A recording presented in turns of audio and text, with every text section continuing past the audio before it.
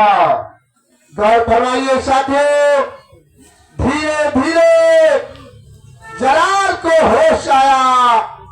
भवानी सिंह की दाचा से बेचारा जलाल भागना चाहा।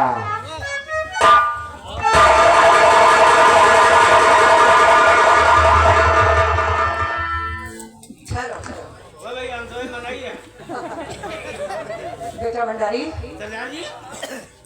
इनके भाईजान के तरह से फोन करा। हाँ, आप यहाँ पर ठहरिए, हम बैठ को दिखा के जाओ जाओ बेटा, जल्दी रुकिएगा। जाओ जाओ।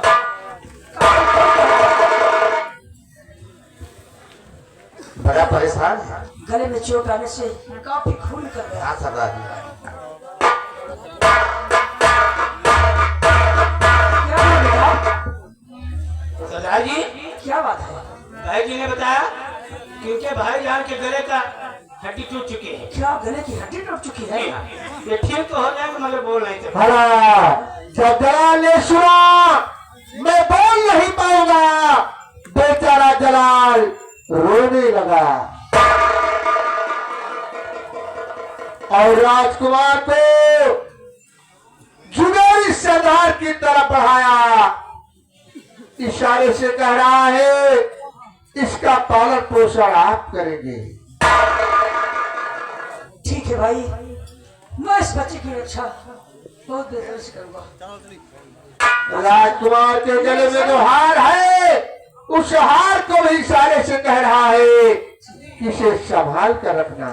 सरदार जी, आप तो समझ गए होंगे।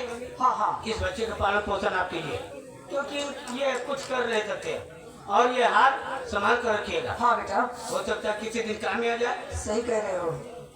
इनका ले जाता है बैद जी के यहाँ, इनका नौकरी लगवा दिए। ये रोटी अच्छा चारो है, तनख्वाह बनी। हाँ। देखिए सरदार जी, क्यों रो रहा है? अरे क्या नहीं रहा रे बाबा, बच्चा पाया तो लेकिन बच्चा बहाया ना। अरे बच्चा, इसको बहाने के लिए नहीं बल्कि पालने के लिए पाया हूँ। हाँ, ले जाता है। हाँ, बच्चा बहाया तो। अरे यार, मेरे कोई बेटा भी नहीं था। अब इस बेटे को हम पाल पोषण करके इसको बड़ा करेंगे। एक दिन ये हमारे बुढ़ापे का सहारा बनेगा। हाँ सरदार जी, हरिराम, आपके बुढ़ापे भैया सहारा बनेगा। देख रहा है कैसा चमक रहा है इसका चेहरा? इससे सूरज। लेकिन सरदार जी, इसका नाम क्या रखेंगे? इसलिए आज से हम इसका नाम सूरज रखते हैं। सूरज? हाँ, एक दिन ये हमारे बुढ़ापे का सहारा बनेगा। क्यों नहीं? क्यों बेटा?